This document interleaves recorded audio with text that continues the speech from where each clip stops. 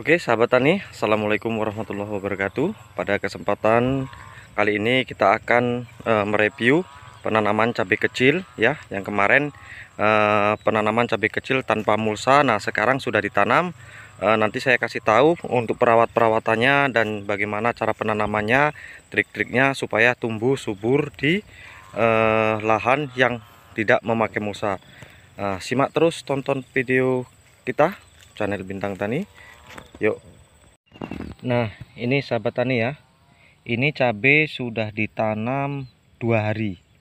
Ya, 2 hari. Nah, ini sudah mulai tumbuh dengan subur.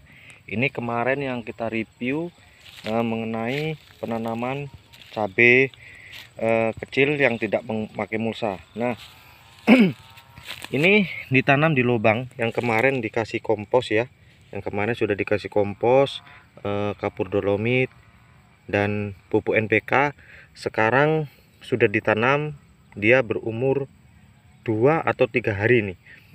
Nah, ini pertumbuhannya lumayan hijau. Karena apa? Dia sudah menyerap akarnya sudah menyerap nutrisi yang ada di dalam tanah ini, seperti kompos ya, pupuk NPK kemarin kan, karena ini sudah difermentasikan di lahan sudah 3 minggu.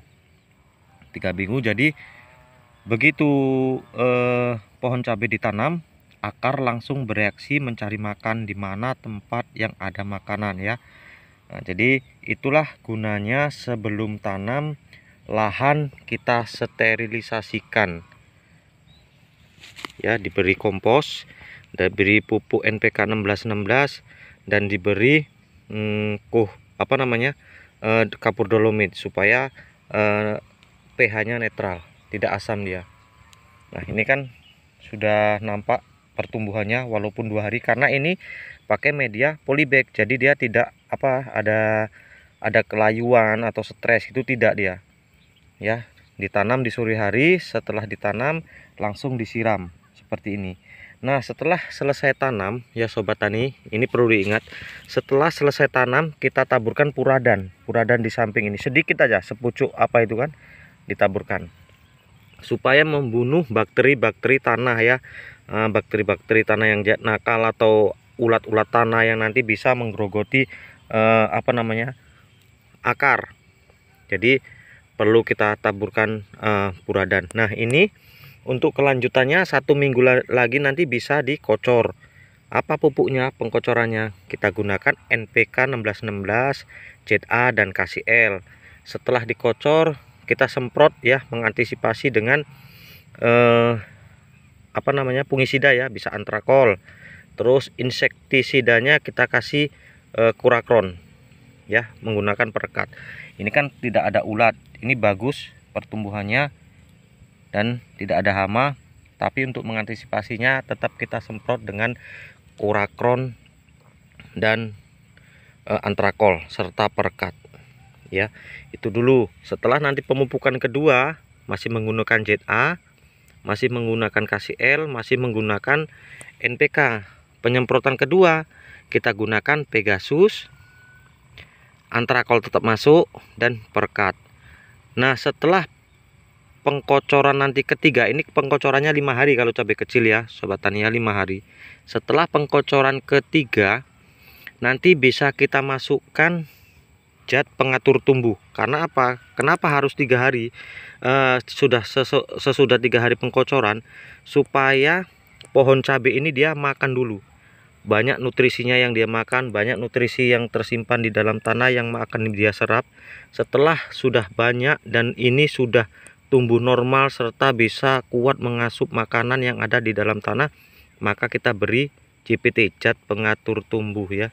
Jadi nanti ini batangnya akan terbedah besar, daunnya tebal, akar semakin meluas mencari makanan ya, akar bulu itu yang kecil-kecil, batang menjadi besar, daun menjadi tebal hijaunya, jadi dia tumbuh persuburannya tumbuh dengan subur.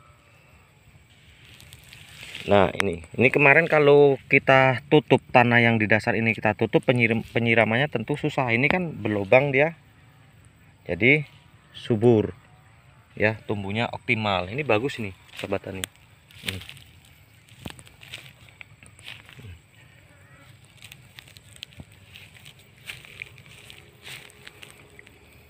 Ini sudah ditanam, besok dilakukan pembersihan ya, karena kalau kita tanam cabai lingkungan sekitar ini harus bersih, rumput-rumput ini harus dibasmi, dicabut ya sobat tani.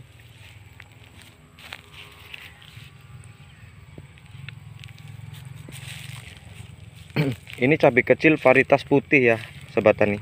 Varietas putih di sini di Provinsi Riau ini yang laris adalah cabai varietas putih, cabai caplak, kalau kami bilang cabai caplak.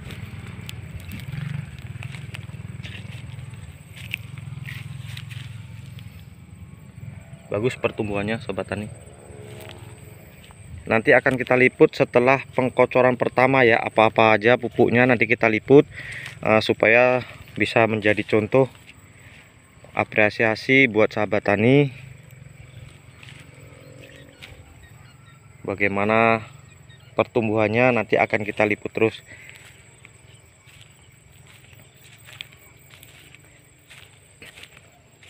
Ini nanti 5 hari baru bisa dikocor ya sobat tani. Dia tanaman 1 minggu udah bisa dikocor karena ini sudah menggunakan media polybag, dia tidak cabut bayam, artinya tidak bibit itu tidak disemai di tanah tapi memakai polybag.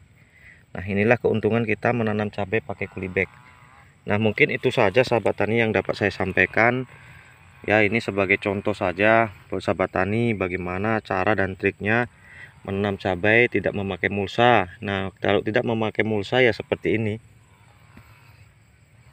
Ini dibedeng mengantisipasi nanti kalau musim penghujan, tapi dia tetap dibikin perlubangan ya, untuk supaya mudah dalam penyiramannya.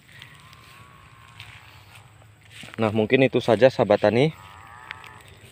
Mudah-mudahan info ini bermanfaat buat sahabat tani atau buat rekan-rekan yang lain yang mau menanam cabai dengan sistem tidak memakai mulsa ya seperti ini.